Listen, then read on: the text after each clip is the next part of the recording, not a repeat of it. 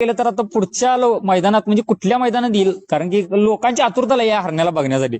नाही अजून आम्ही चर्चा करायला पाहिजे. चर्चा करून लवकरच येणार पाहिजे, लवकर बाहेर आता. बर बर बर दादा. आणि आता हा. एक असं एक होतं दादा, की बऱ्याच लोकांच्या मध्ये असं शर्यत क्षेत्रात जी चर्चा चालू आहे की हम्म, बैलाचं आता बैल रिटायर्ड झालाय किंवा रिटायरमेंटला आलाय आणि रिटायर्ड झालाच आता बा थांबलाय म्हणून, हम्म.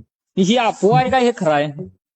नाही नाही नाही नाही, रिटायरमेंटच्या वयाला आलाय तो बैल शेर. बर. 2 वर्षापूर्वी रिटायरमेंट आला पाहिजे. तर खरं तो पळणार म्हणल्यानंतर आपण तर काय करू शकतो त्याला. होय, नाही ते पण बरोबर आहे.